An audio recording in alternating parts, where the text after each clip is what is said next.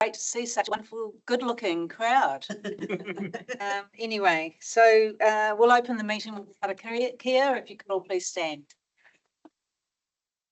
He tona mana ki taunga a te mea naru. He ronga ki tena o tātou. He mahia te hua mai kihi. He toi te kupu, toi te mana, toi te araha, toi te leo maruri. He tuturu, ka whakamoa, he tina, huie, tai. Thank you. Before we move on, I'd like any members to declare any conflicts of interest. Do we have any conflicts of interest? There are none. So we have no apologies today, which is fantastic. And I'd like to welcome back Robin. Great to see you at our table and back again.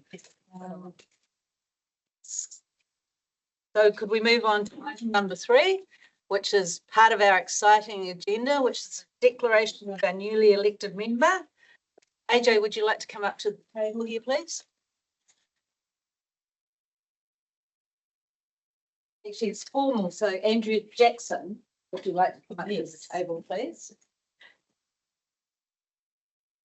Here's your declaration. Let's wait till I get back.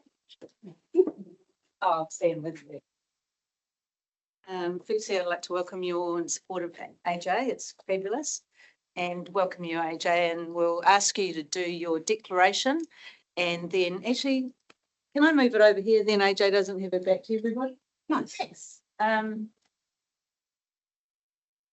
then we'll be able to welcome her to the table officially with her name badge. Over to you. Morena. I, Andrea Jackson, declare that I will faithfully and impartially, in accordance with my best skill, judgment, execute and perform to the best interests of the Marsden District, the power, authority and duty or imposed upon me as a member of Marsden District Council by virtue of the Local Government Act 2002, the Local Government Official Information Meetings Act 1987 and any other act. Now we sign the document. Still time. So late. Or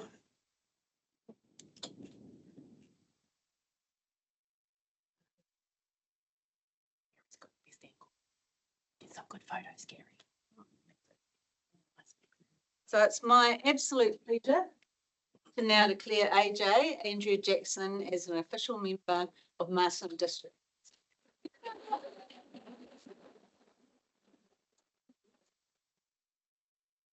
AJ wants to say a couple of words. What a surprise. And then Wairika would also like to officially welcome AJ.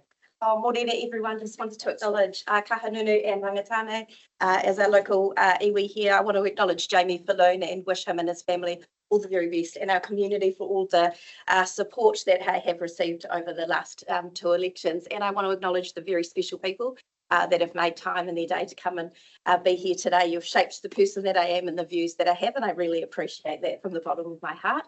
And I just want to acknowledge that a lot of you are the champions within the community that do the unpaid mahi that support this community to be the best that they can be. So a big thank you to you also. Dad told me on the way in, is it going to be boring and how long is it going to take? Because the sheep needs their bum and belly shorn today. So that's it from me. Thank you very much. I look forward to a bright and prosperous future for this community. Ka kite. Kia ora.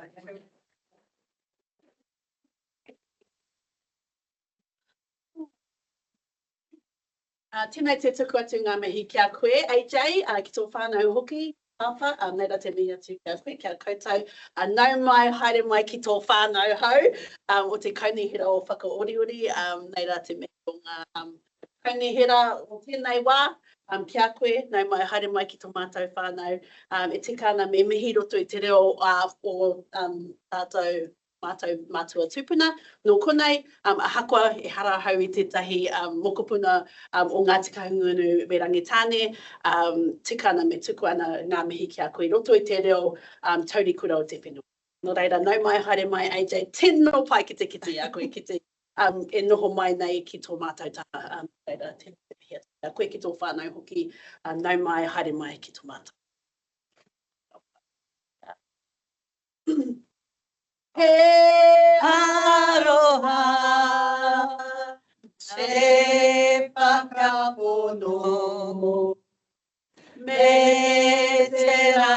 mahi e tatou tatou e. Kia ora.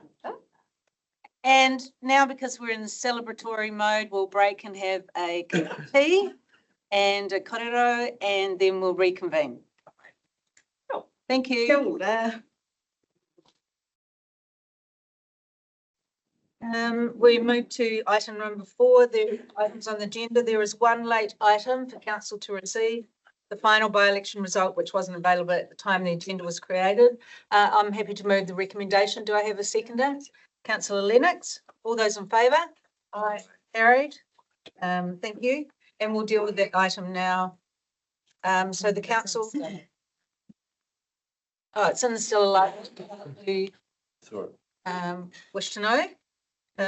So the recommendation is that council receives a report advising that the declaration of the final result for the 2026 by-election publicly notified on the Marsden District Council website on Monday, the 25th of May, 2026.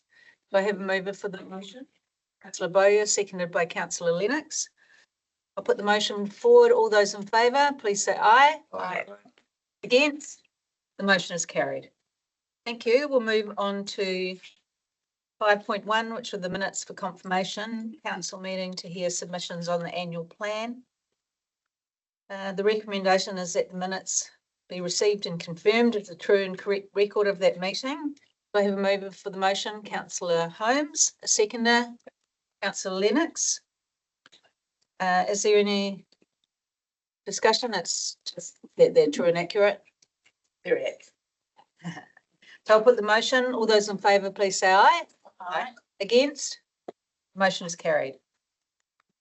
There are no committee reports, and now we move on for point 7 for decision, which is the Nuka Ora proposal. Councillor Jackson. Just to declare a conflict employed by Nuka Ora, so I'm happy to leave the room for this part of the meeting. That'd be fantastic. Thank you.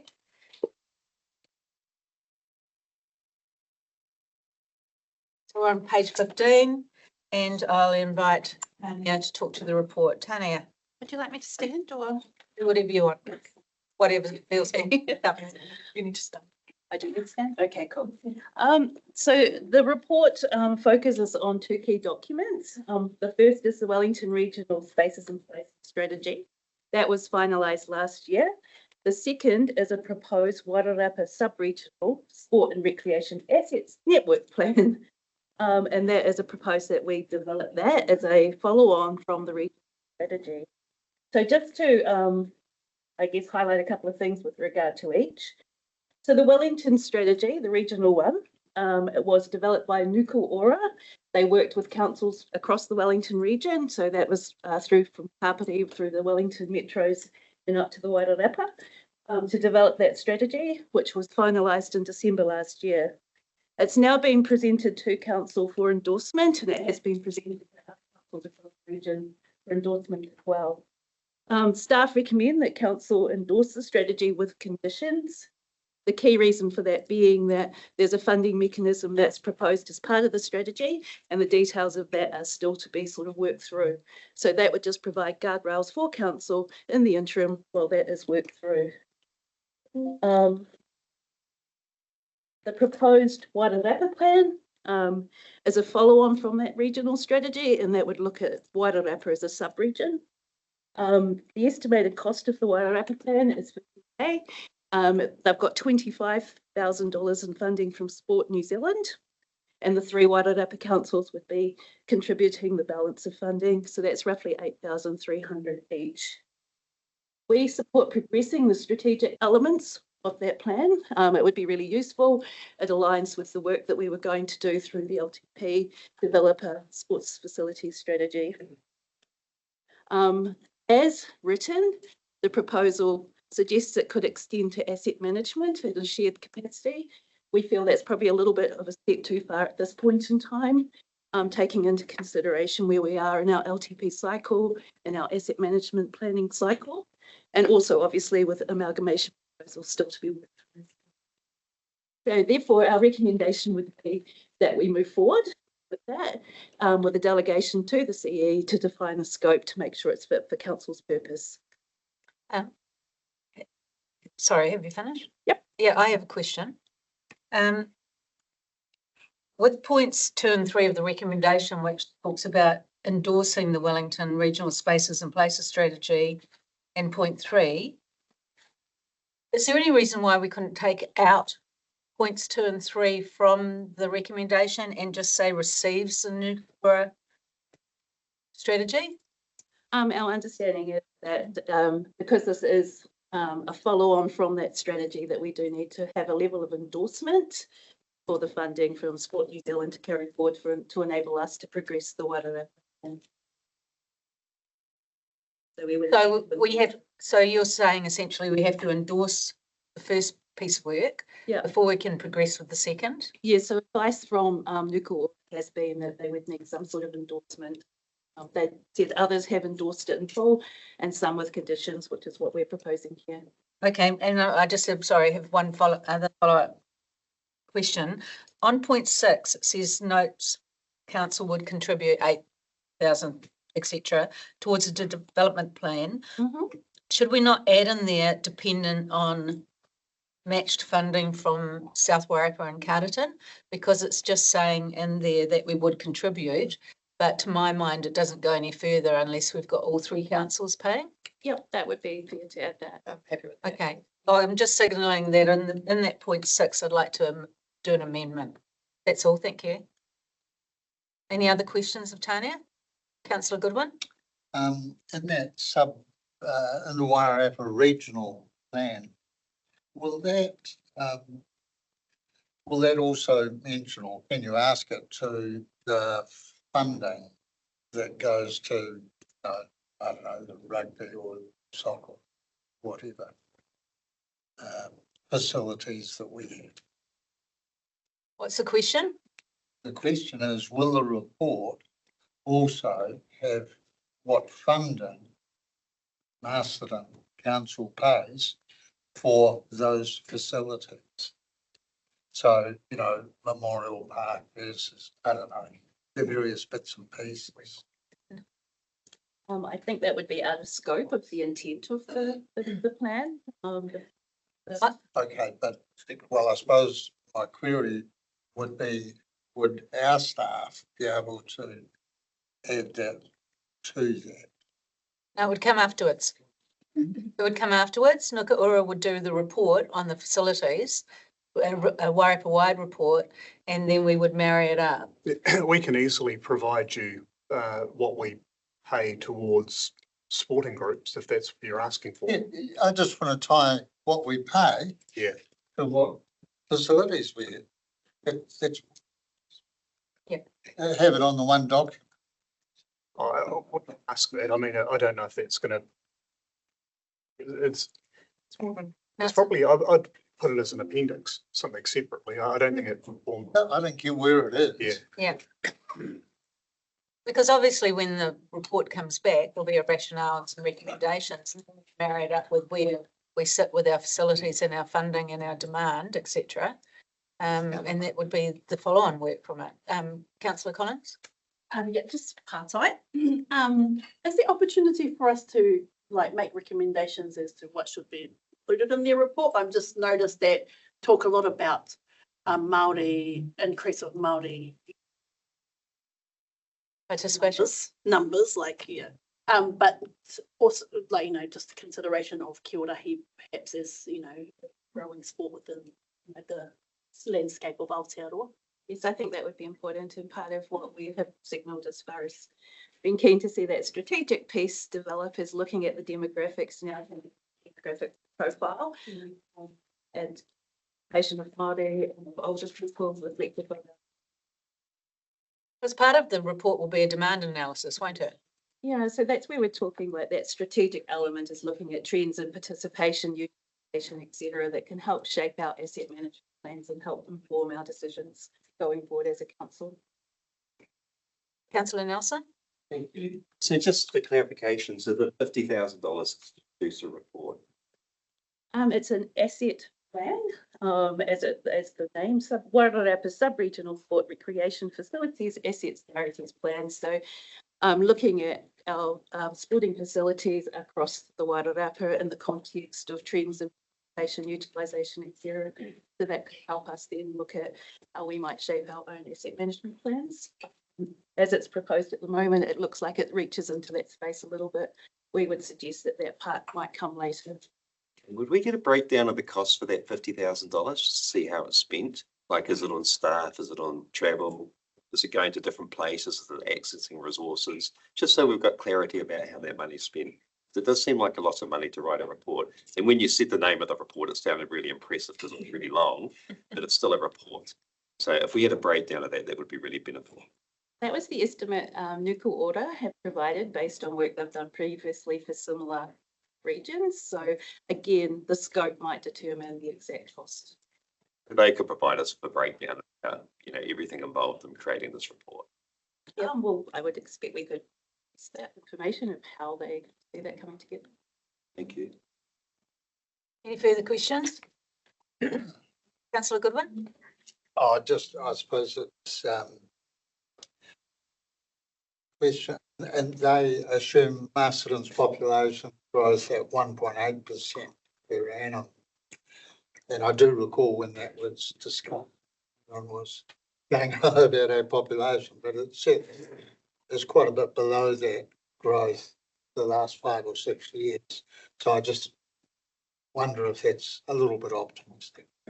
That's where the strategic element would be able to look at latest projections and trends as in a wider rapid context. Are there any further questions? Well, I'm happy to move the recommendation, but I'd like to make a change to point 6.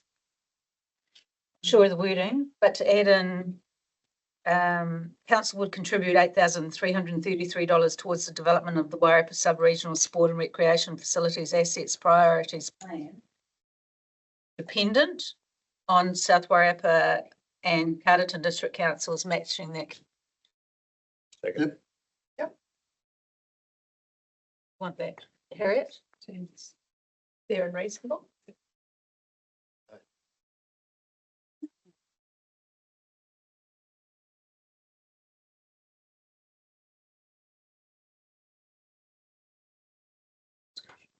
Is there any further discussion? Gary? Yeah, I think this is a providing, of course, that Carterton and South Wairarapa do pay their fair share. This is a very small cost for something that we've been looking at doing for quite some time. We've talked a lot around this table about the need for sporting organisations to get together to perhaps have some sort of sporting hub. And this is going to be an ideal opportunity for all things to be looked at. Yeah, and I think at the end of the day, it could be a lot more cost effective for the sport organisations themselves. So I think for 8,000, whatever, this is a no-brainer. We just move on. Second for the Warika. Yeah, I just wanted to say too, I think this fits really nicely too with our look at our facilities that we've been talking about and what an ongoing cost they are. Plus it also flows quite nicely into the recent changes we've made to our leasing arrangements.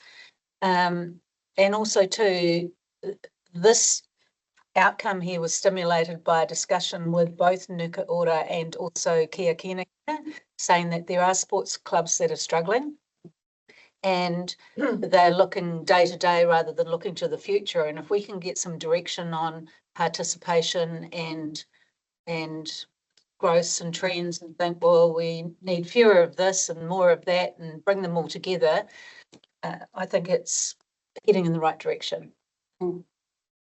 Any, Warika? Yeah, just wanted to just elaborate a little bit on the point that I made earlier. Just recognising that there are a multitude of sports that are considered sports, like Modako Kapahaka is sport now. A lot of groups, put exercise around that. There's a lot of running and squats that occur within Kapahaka training. So I don't know, it hasn't been considered, clearly as, as something to, to include. We've got, so Maurako, Wakaama, Kiorahi, Kapahaka, and because in the report it talks a lot about this growth, but it doesn't actually talk about how it plans to meet that growth. And I think the inclusion of things such as that would be important, to include in the report. And I think, it's an oversight. There's a lot of opportunity that sits within that space that we're missing. Secondly, I feel like the report is a very good one.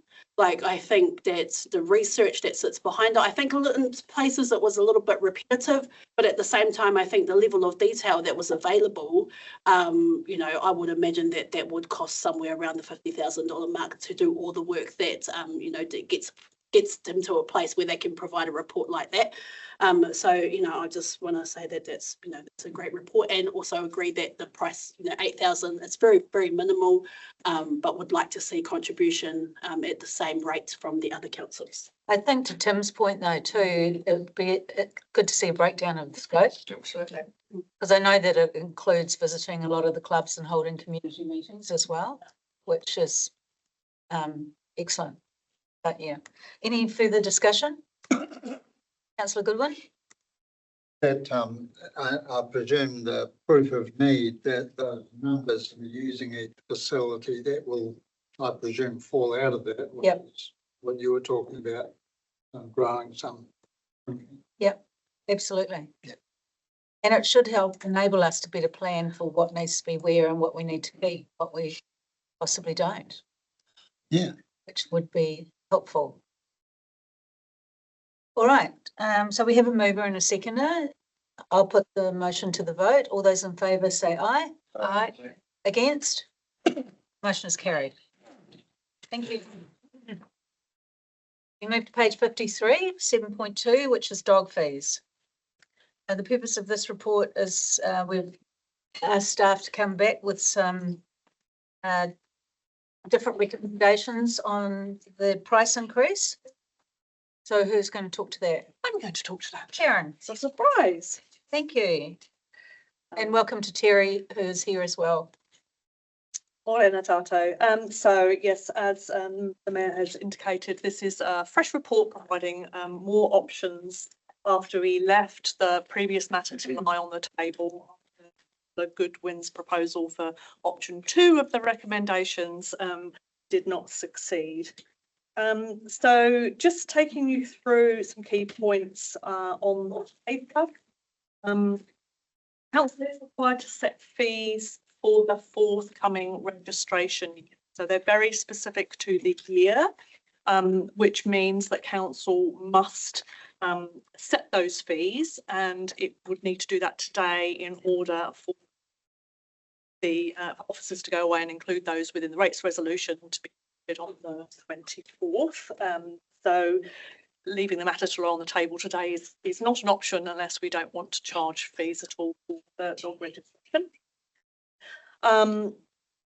As we spoke about in the previous matter last time, the proposal for the 12% increase is to cover the operating costs, and that's based on a 70-30 split, 70 between user pays and 30% for the community pays. Now that split, that allocation is included within the council's revenue and financing policy that council approved to go alongside the long-term plan last time, so the current long-term plan. So any change to the 12% obviously impacts that allocation, so it wouldn't be consistent with the policy. So therefore it's appropriate do allocate something less than the 12% on a 70-30 split to actually record why you're doing that and what your intentions would be for the policy. So I've indicated in there that we will look at that policy, and we will be looking at the policy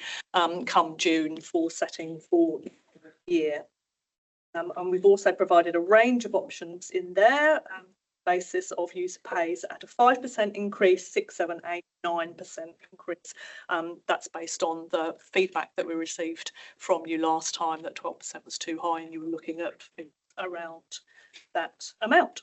So I'm happy to take questions on that and no doubt be supported by AJ and Terry where necessary. Councillor Nelson? Just around process, the thing you just mentioned about a policy that's currently different, what we recommend, potentially asking for here. So that's something we could use in future for future decisions. Because if it's happening now, it could happen again in future in a different context. Yes, absolutely. And it's appropriate that council does that, just to be really clear that it is deviating from a policy where we have a policy. Yeah. And that policy has been out for consultation and it was accepted by the community that the split would be 70-30. So yes. I'm just thinking back to a recent public excluded meeting where there was being careful about what I say here, where we were definitely bound by a policy. Yes. The decision that we were making, and we didn't have that scope on that. But we do have the scope from this point onwards, because we've done it now, we set a precedent to do this for a current policy to be acknowledged, bearing in mind that it could change in future. I can't recall the one in question, but all I can say is that any new proposal, as we've talked about, must meet the requirements of the decision-making requirements of the Local Government Act. So whereas possibly a proposal didn't go forward before was because council didn't have all the information in front of it in order to maybe make that decision, which is why we've come back now with some options so that you can see what the split is and what that means for ratepayers versus user pays, and then you've got all that information that you need to make that decision today. I understand that. Okay. Just so we can, so in a different context in future, the same process could. If the circumstances were the same, then yes. Good, thank you. Yes. Councillor Lennox. Yes, thank you.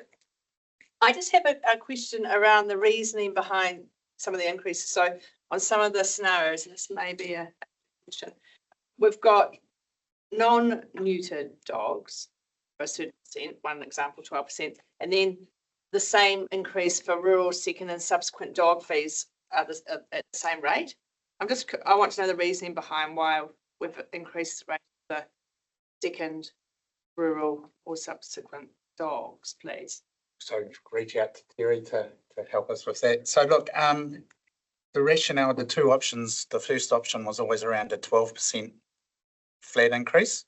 And then we've looked at options where you will provide different percentage increases or slower increases for the others. In terms of second dog increase, Terry, I might just reach out to you for that rationale. Sure. The rationale is that the increase is because it's so low. So an increase of 10%, for example, is $3.20 for an additional dog. So it's a small amount of money. So increase. okay, because I guess my question is where we heard from some farmers last time about the amount they pay.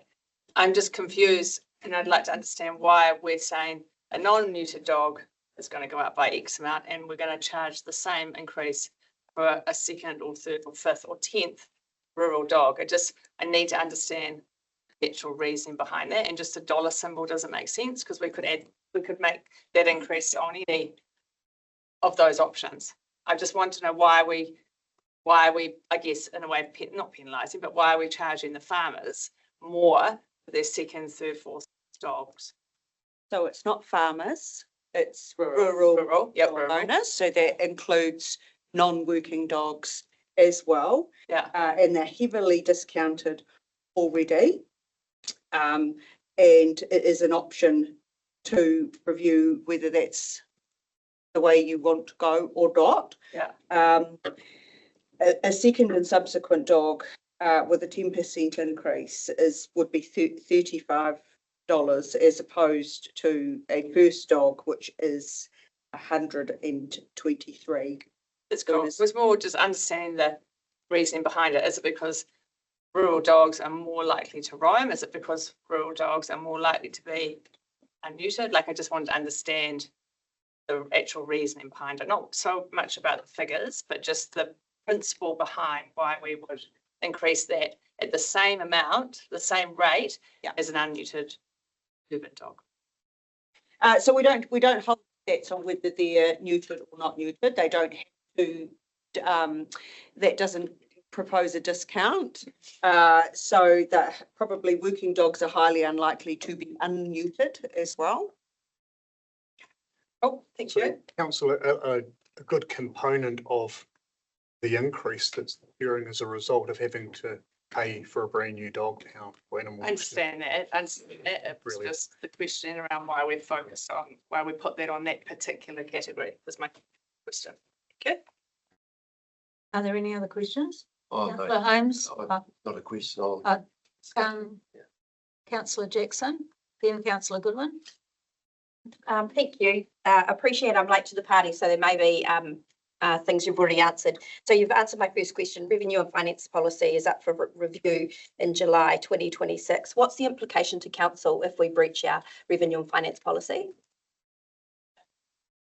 There is none. The requirements in the Local Government Act are if you make a decision that's significantly or materially different to what you've got in your policy. The reason why we have policies is so people can understand, of course, what we're going to do in any given circumstance.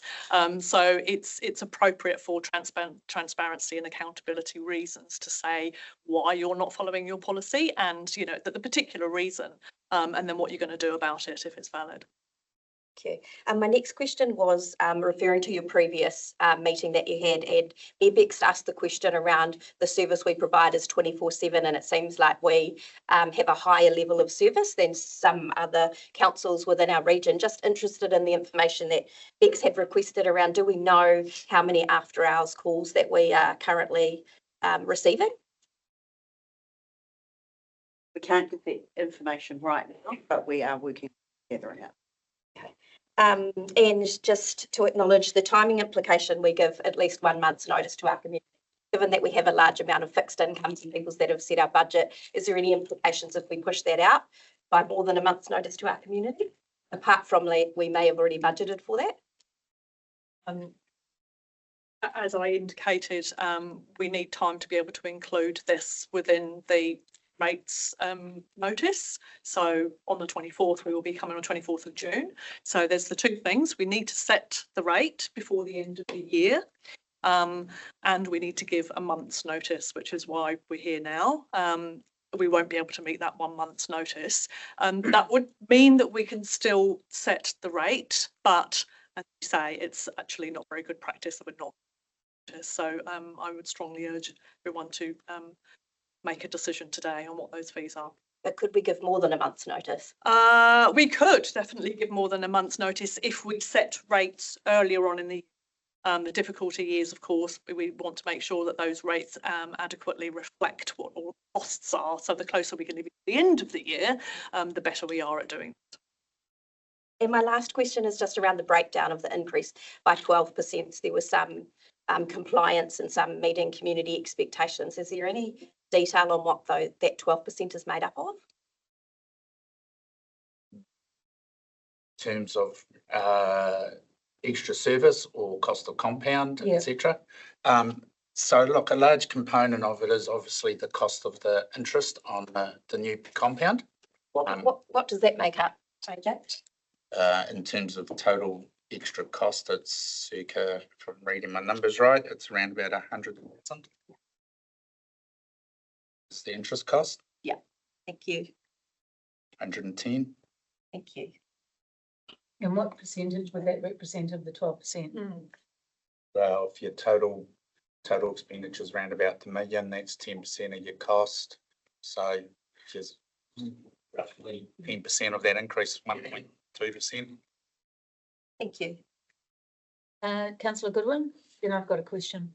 Yeah, just the, so the ratepayers who, you know, most of them presumably don't have a dog. What are they paying if it's 30% of 1.09 million? I can't do the maths. What's that, the ratepayers? Sounds like they're 20,000. paying about the same as what they pay for solid waste services. Those people without a dog, I mean. Is that correct, or is my maths? I think you're pretty I good. want. Sarah. So I think you know the Sounds answer. about calculation. Brent's asked the question. Well, 30% of 1 million is 300,000. Isn't it? Yeah. Oh, yeah, it is, but It's in the agenda at page 56. There's a breakdown there. But the current proposal, 12% is to cover the operating cost. It's got the rates requirement in there and the breakdown. My question is, have we, just going on the feedback, not being critical of any department or dog owners, being one and having 2 dogs myself. Have we looked at our levels of service to see whether they're comparatively high compared to maybe other councils, or are we over delivering in this area, seen as the cost always gets queried?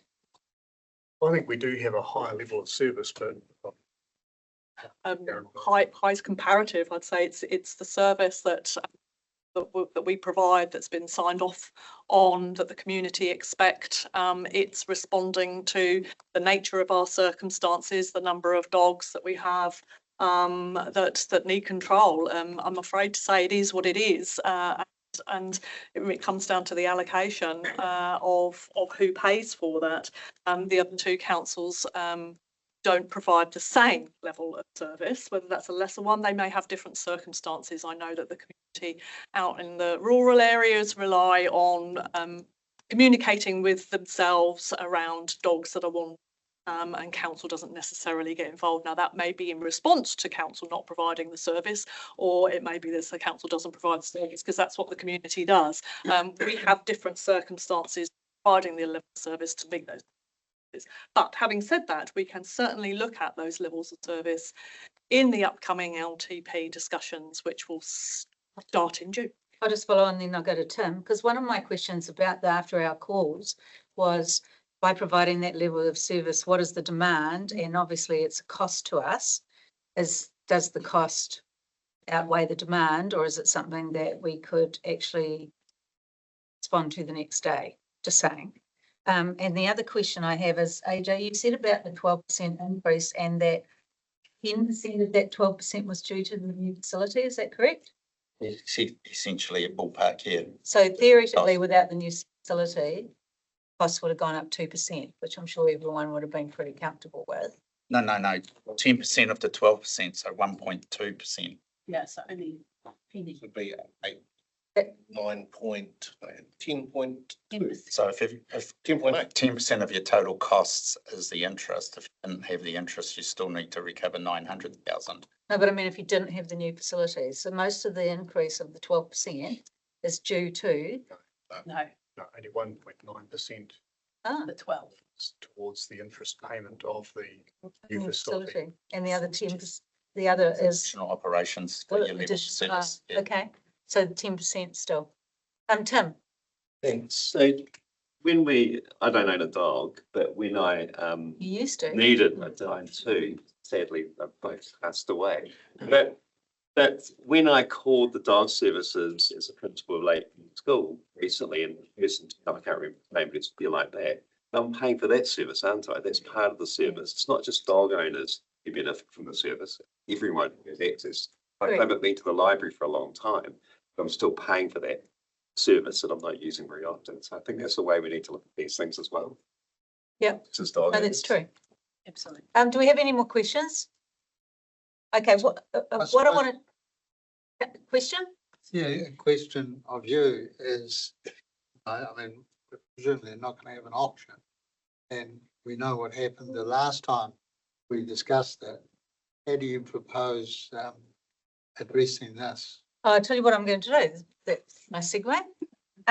We're going to go with points 1 and point 2 first, which the council receives the dog fees additional options report and agrees the penalty of late payment of registration fees will be 50%. So we'll do the easy ones first. So do I have a mover for recommendation 1 and 2? Councillor Bowyer, seconded by Councillor Lennox. All those, do we have any discussion on those two? Brent?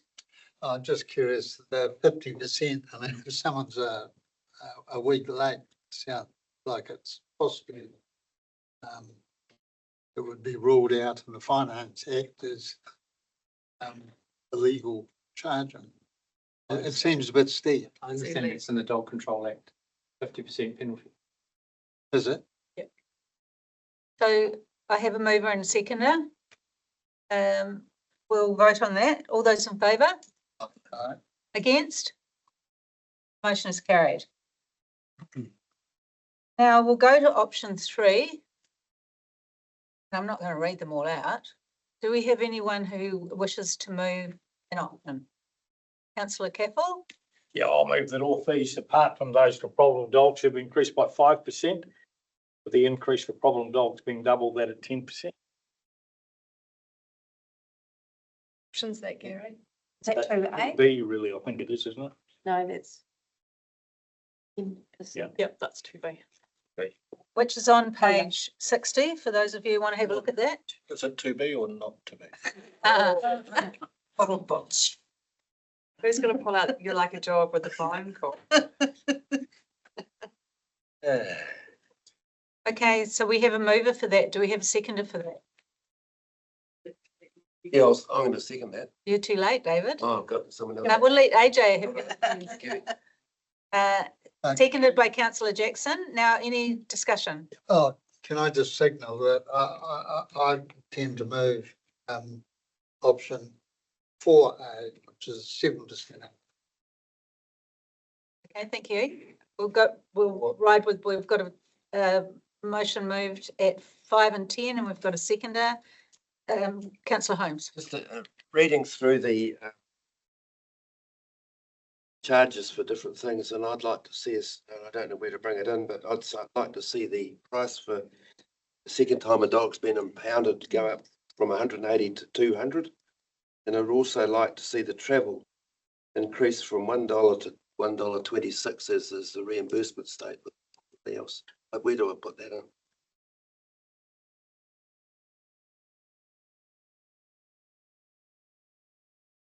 I think anybody that's had a dog who has reprimanded dogs caught twice should pay a bit more for it, quite honest.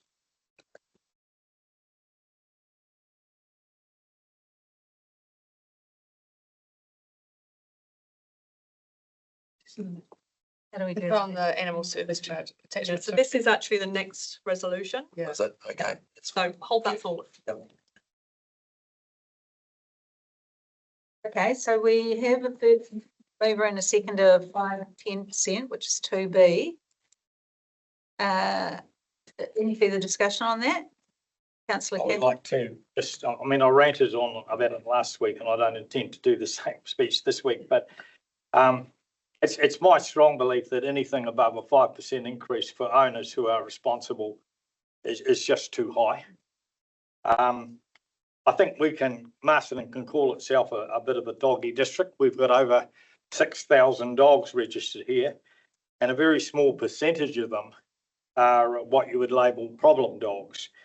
And the vast majority are well looked after. And with something highlighted in a report to our last meeting, when it was noted by staff that most of the work of the animal services team is actually generated by owners who are not meeting their obligations. So that's my reason for the problem dogs. And it's unfortunate it's not, we can't find the owners rather than the problem dogs, because it's not the dog's fault. But the problem dogs, that's why I see them being, I have no problem with them being at 10% rather than 5%. I think, though, that we do need to give a lot greater recognition to the huge majority of owners who are doing the right thing by their dogs and the community. And there's other factors which I mentioned the other day. I'll just run through quickly. To me, an increase in above 5% would see some owners put in a position where they simply can't pay. Would see a lessening in dog registration numbers, which means there'll be a lot more dogs running around that aren't registered. There'll be many people, especially those on fixed incomes, who will have to choose between maintaining a good quality of life for themselves or their dogs. And of course, that has an adverse effect on them, both financially and in terms of their mental health. And I know that all sounds rather melodramatic, but if you read any surveys and whatever on what dogs can mean for people, particularly people on fixed incomes, elder people, they're a companion, they're a friend. They're all, in a lot of cases, they're all those people have got. And I think we'd be doing a disservice to those people if we ask them to pay anything like a 12% increase. I have to say my very first thoughts on this was to press for a nil increase, but I do, on reading all the information, I understand the rising animal service costs. the fact that our level of service is significantly greater than Carlton and South Wairarapa, whose fees are a lot lower. I would bring in, the point that when you're talking about that part of the region for asking for a larger increase was the new animal services block. We've also done a lot of work recently on bringing the athletics club rooms up to standard, the football Douglas Villa up to standard, and we haven't asked more money from the soccer players and the athletes because we've looked at their buildings. So I don't think we should be considering that for the dog owners. So I believe a 5% increase can be justified and asking a 10% increase for problem dog. That's why I've moved. I've just got something to say too. When we were moving forward with the new facility, there was much discussion about the Wairarapa dog pounds.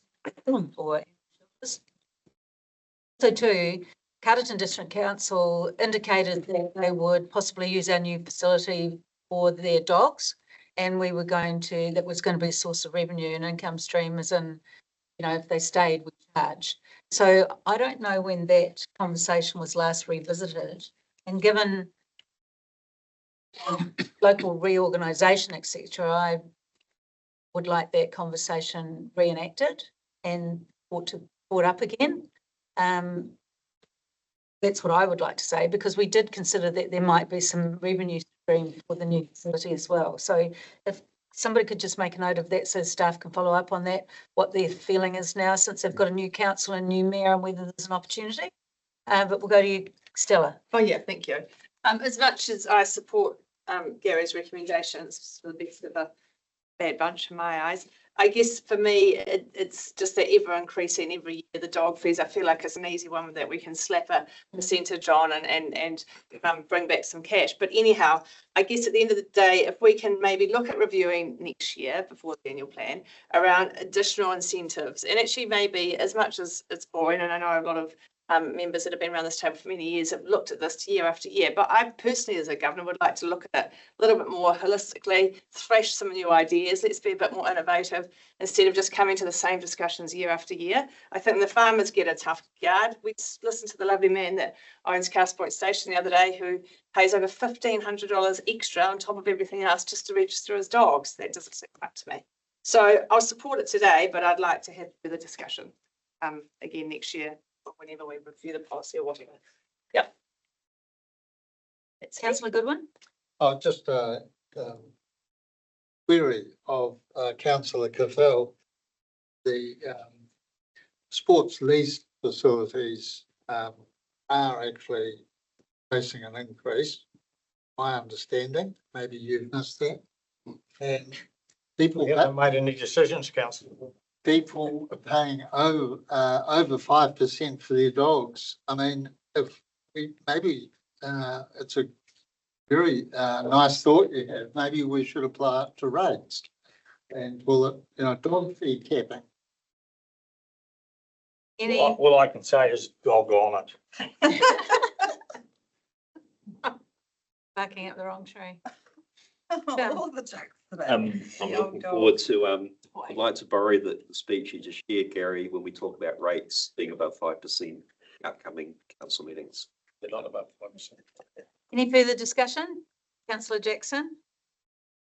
Just want to acknowledge the staff for the additional work that's been done since the paper was laid on the table. Thank you very much for going away and doing that. I support Councillor Caffel's recommendation in principle. There is a public good matter to this as well as a enforcement and those that own dogs. So I agree with a split on that and in principle again around problem dogs where we are spending time, money, effort and energy, and that they should be the ones that are hit with the bill. Then the good responsible dog owners, I welcome the conversation around the service level review and understanding what our services look like, and talk with Stella Lennox's comments around let's have a creative, innovative conversation ahead of next year's debate. Ora. Is there any further discussion? We have a mover and a seconder, which was Councillor Caffel and Councillor Jackson. I'll put it to the vote. All those, and this is for a 5% and a 10%, which is 2B. I'll put it to the vote. All those in favour, please say aye. Aye. Against? The motion is carried. So now we move on to point 4, which is notes that the dog registration fees adopted are inconsistent with the funding allocation. B, the reason for the inconsistency is, and Gary, you'll need some wording for this Yes. today, Pardon? No. now. Sorry, what is that? Need some wording for the inconsistency. Oh, I haven't heard on that. Sorry. But taken away off my computer, I thought it was all done. We will adjourn for 10 minutes and then we'll come back with some suitable wording. All right, 10 minutes, thank you. What time? 5 to 11, is it? Yeah. 4. A, dog registration fees are inconsistent with the funding allocation of 70% user pays, 30% community pays. And B, the reason for the inconsistency is, I'll read it out. B, the option adopted in 3 above represents a 34.5% rates funding community component. The reason for that inconsistency with the revenue and financing policy is that the new animal shelter facility benefits the whole community such that the public good component of the funding of the whole of the animal services activity should be greater than 30%. Mark. Does everyone understand that? Yep. Yes. I did really well. So that's B. And C, council will consider amending the funding allocation in the next review of the revenue and financing policy in 2026.5. We'll do 4 separately because David, you've got a comment on point 5. So do I have a mover for point 4? Councillor Caffel, seconded by Councillor Holmes. Good. All the discussion? Yeah, just that council consider amending funding allocation. I wonder if that should be funding allocation charges at every annual meeting for the next 10 years. We can't commit to that though. Oh, okay. But we could, oh, okay. Fine. Yeah. So we'll leave it as is, and we have a mover and a seconder, which is Gary and David. All those in favour, please say aye. Aye. Aye. Against? Motion is carried. Now we'll move to point 5, which adopts other animal services charges for 26-27. And David, did you want to make a recommendation? Yes, I just wanted to make a recommendation that any dog that is second impounding, increasing fee from $180 to $200. Yes. 170. 180 is up Oh, here. sorry. Yeah, and I think the reimbursement for the people involved or the charge out for diesel vehicles should be $1.26 as we get reimbursed in council if we use a vehicle at any diesel vehicle. Now the reasons, I think if people get their dog caught for the second time, if it's found wandering, I think it's a really good reminder that it goes over up to $200, and the fee is just a normal one. And with the wandering dogs, being a rural person, we don't. If you live further out of town, you don't have a lot of dogs wandering because any wandering dogs often end up in the hole somewhere.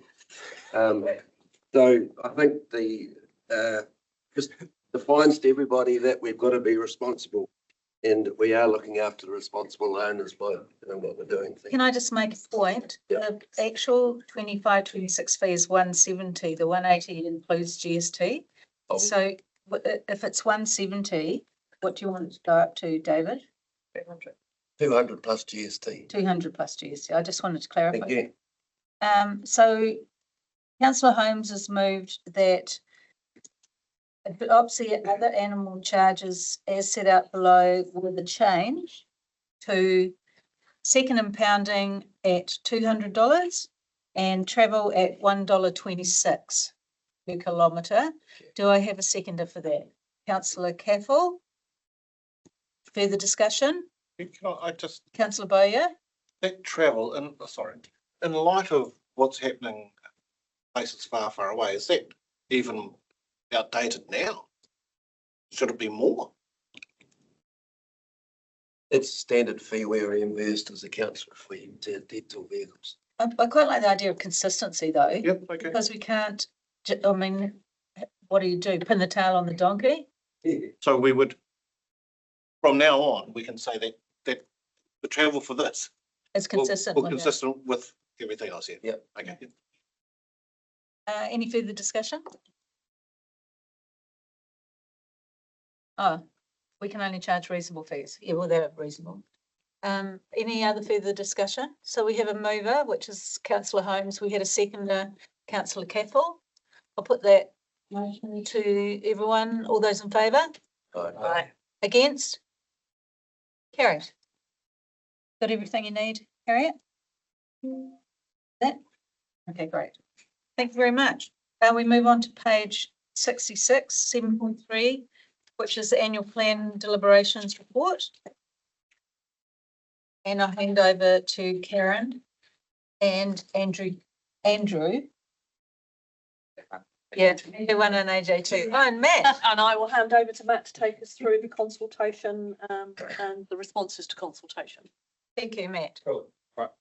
So this report is presenting a summary of the community feedback on the 26-27 annual plan consultation. It also provides staff advice to support your deliberations today, and also an update on things that may have changed since we adopted the consultation document in March. Just to recap, this is the third year. This annual plan is the third year of the 24-34 long-term plan, and we've kicked off work already on the 27-37 long-term plan.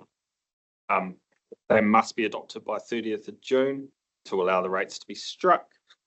And the process of annual plan is it allows us to make updates while maintaining the overall direction of the LTP.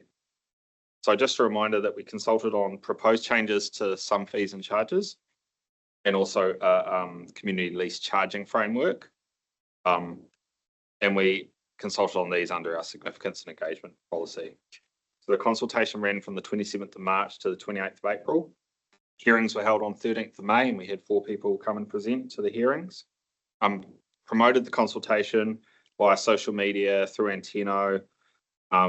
We had some radio spots on Brent Gear's radio show, and we also emailed all community leaseholders. We also emailed customers who would deal with our teams regularly, who would be subject to fees and charges, to make them aware of the proposed changes and to submit.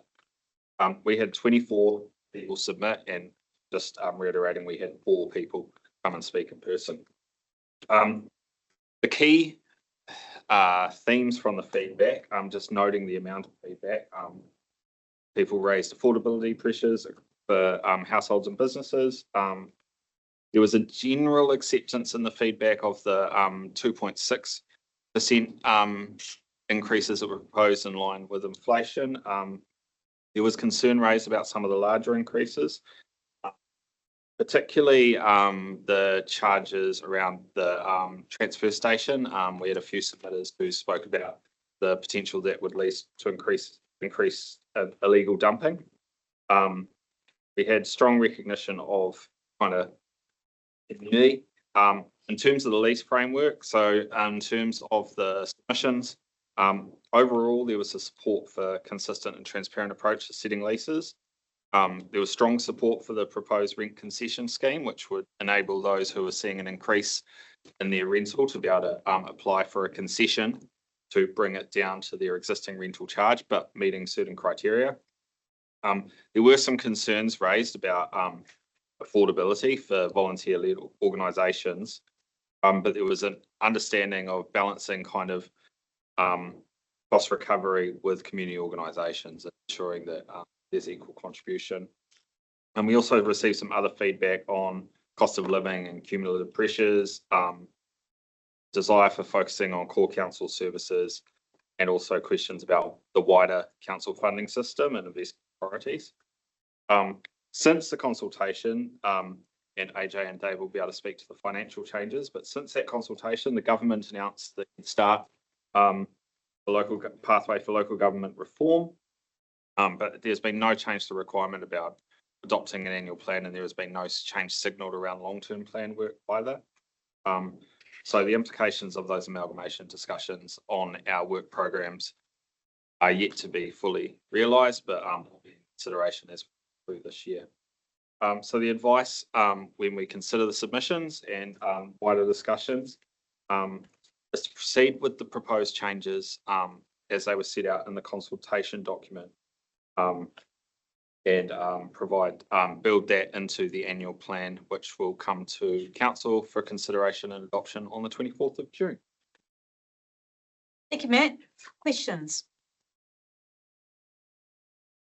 Yeah, but that's not one. Oh, sorry. Maybe if I can just add a couple of bits around financial changes highlighted on pages 78 and 79. Just for transparency, the capital changes are timing issues and will be reflected through in the annual plan there for consistency. And then just a highlight around potential operating cost changes arising from cost pressures that have become evident since the budget was prepared. And I guess one of the main ones there is the potential increased costs relating to petrol prices from the Middle East conflict and that. So particularly the one relating to the solid waste charges, etc. So propose that we will bring back next week to the workshop what the potential implications of those charges are for discussion prior to the 24th of June meeting. Thank you. Councillor Nelson, then Councillor Goodwin, then Councillor Leno. Probably related to AJ's very point on the same page. So there's a likelihood that officers will come back with a higher than 5.2% increase in rates projected for the next year. Potentially. That upwards pressure, yes, so potentially. Councillor Goodwin? Can you just remind me what the 220,000 additional is for the swing bridge? I thought reasonably recently we did that up. And it's Well, temporary the last 10 years. because the bottom supports are rotting out. So there's more work that's needed. It's like the Sydney Harbour Bridge. When you finish one end, you've still got to keep going and start again. It's not additional either. It's a carryover of the budget from this year that wasn't spent this year. Councillor Lennox? I have a couple of questions. I don't know which one to say first. Yes, anyway, that's fine. So just following on from what Tim has said, and this might be a big ask, and I'm not being cheeky asking it, but obviously the emerging budget risks that you've highlighted around fuel, etc. We'll find out what that looks like at the workshop, but obviously the probability of the rate percentage increasing could be quite high. Are you then going back and further re-looking over the books to see where, if we do have an increase, we can pull back in other areas? So that would be part of the exercise, yes. Yep. Cool. And then just more around the lease agreement, because I guess at the end of the day, the lease work that we're doing for our sports clubs, etc., the financial gain is relatively low, right, in the context of our overall budget. I wouldn't say it was transformational revenue. But my question would be, and again, we can discuss this later, but maybe for everyone to think about, is the social value provided by these organisations ensuring that it won't be negatively impacted by a minimal revenue intake that we're going to be coming? I just feel like there's still a lot of discussion. We've already had that discussion when we decided that we were going to present the leasing policy to the community feedback. Correct. We still have this time to discuss it further, surely, based on the feedback we've been given from the community. Are we is the decision today actually just sign it off? Yeah, 0.5. Okay. I'll just think on that and come up with some more questions. Councillor Boyer? Yeah, just further to AJ. Can you just explain, I don't know if you can explain, the Greater Wellington Regional Council requirements for the river scheme? Revised rates from the revised charges from GWRC are 68,000 higher than what we originally had in our, at the time. And Greater Wellington Regional Council, Charges us for the river plan management. and this is a facetious comment, and hopefully you'll take them. Have they ever considered looking at their levels of service and maybe that they need to be reduced? I think you need to submit to their annual plan. We have a representation on that process scheme as well. Councillor Holmes? I've got a query about the rural roading, and it looks as though the rural people might be up for 7% increase this year. I think that's very unfair, considering the last 6 years they've had increases anywhere between 60 and 117%. Now, the reason of the increase in valuations was through the little pine tree stint that they had for a few years, which the QV took into, well, they said they didn't, but they took into, they made their mind up that that was going to be the increase for the farming blocks because of forestry. Now, the forestry job has died, and I'd like to see us, we need to address this problem with QV because those valuations haven't actually come back. But the land was selling it up to 17 or 18,000 a hectare, now it's come 8. It's a huge difference. And we're expecting these people to pay another 7% on what they've already been paying. Some of them have said up to 117. And I think that is unfair. And I think we need to look at the whole roading system and the rural roading because it's quite significant. Just on that, QV redo valuations every 3 years? It won't be up for another. It's been undertaken this year, so it'll be effective from September 26. Can't see them pulling it back. Oh, no, they do though. I mean, we've had that with commercial buildings. Councillor Boyer? Isn't our biggest problem is that the lack of QV not valuing forestry how we seem it appropriate?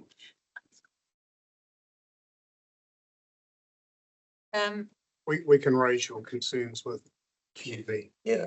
So I think we should, ironically, just as I said here before, had a proposal sent to me from Olsen's, wanted to know if they wanted to, anybody wants to invest in forestry. $1,000 return, but it doesn't say how long it's going to take to get $1,000 back. Councillor Leonard? Thank you. Sorry, excuse my ignorance before. I didn't realise we were starting off the lease, but I do have another question. How simple and easily accessible will the concession component of that lease framework be to our community organisations? I want to understand how it's going to work, given a lot of them are volunteer-led, volunteer-based, and a lot of people in those committees may not have the experience or knowledge as to how to approach this. Please, Nat. So we would be expecting them to provide some information as how they would, the impact this would have, and we would expect that would be by them, the accounts they have to submit every year. So we wouldn't be asking them for additional accounts. That would probably be coming to meet us to explain what impact that's going to have. What we want to understand is the match up between what they are paying the council and what they are paying to other places as well, because we had an example when they came and when one of the organisations came to speak, and their membership fee for a member is $300 a year, and the total amount they pay the council is $371 a year. So understanding where that mismatch occurs.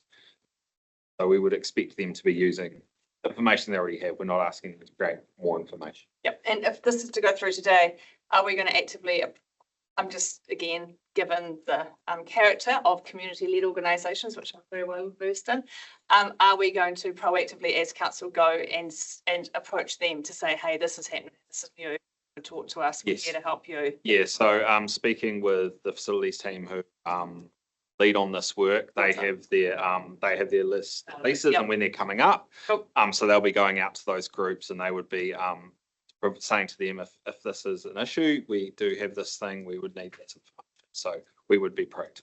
Thank you, Matt. That's great. Cheers. Councillor Jackson?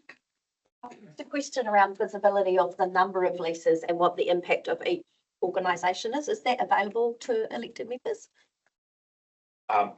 We have provided that information before, so we could look to provide that to you. Just as a bit of history, we workshopped this earlier in the year and we went through some of those, but also tried to keep it at a system discussion as opposed to getting into the nitty-gritty of tectonic. I think that's where we've ended up with concession scheme as well.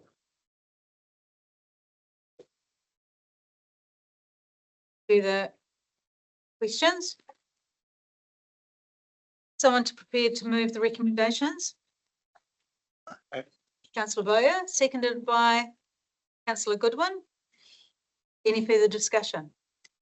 I'm just reading now that the Wellington City Council, and some of you may have heard this, projected to have a rates increase of 12.7% in their long-term plan that went up to 18.8%. But now, I don't know how they've done it, the proposed is now 5.8%. So hopefully we can look at the same sort of efficiencies as the council to get the best possible outcome for our community. Councillor Jackson? Just wanted to touch on the return of investments from sports and recreation facilities is known to be $1 invested is 2.15 back in return. So just to Stella's point around what it means for our community and to acknowledge how challenged our particularly our sporting sector is at the moment, volunteer based and really challenged. And so it's a little bit hard, again, late to the party, but acknowledging there's an amazing group of volunteers out there that work incredibly hard to keep our community fit, active and healthy, and really hard to see small incremental changes to them. So how can we support those and how can we have forward-thinking conversations, but completely acknowledge the need for consistency across our portfolio. I think too, once you've got further information on the background too, AJ, you'll see that some actually go down. It was more about having a framework that's consistent, and because there's a few old gentlemen's agreements and Some lots of them have increased for decades. and some have expired and not been renewed because there wasn't a framework. Yeah. Oh, and sorry, I just also want to acknowledge I have been phone called by a number of clubs and they just wanted to acknowledge Matt for all the work that he's done, particularly around the square metre rates and where that starts and stops for facilities and venues. So thanks for responding so quickly to the order. I would love to take the credit, but that is actually, that has been Matt Smith from facilities. Please pass it I'll on. pass that on. That's going to be interesting. We have two Matts, we have two Aidan. Big blame. Excellent, thank you. Further discussion? David.